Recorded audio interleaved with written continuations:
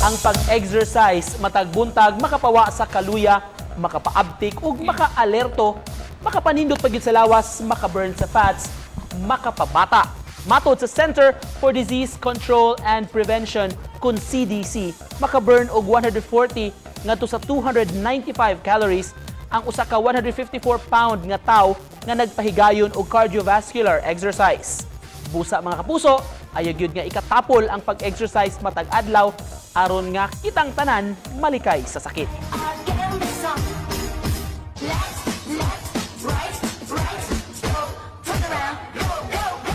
Nang hinaot kami kapuso bisan ining hamubo nga video na nga abtik nato mga lawas ug sa mga Zumba fanatics diha, pwede kaayo nga kamusab mo share sa inyong 2 to 3 minute nga fitness routine. Gamita lang palihog ang hashtag 3minutefitness ug hashtag GMA Regional TV Live. I-post ang inyong easy to follow steps kay ato kini nga i-share alang sa atong mga kapusong nagtanaw.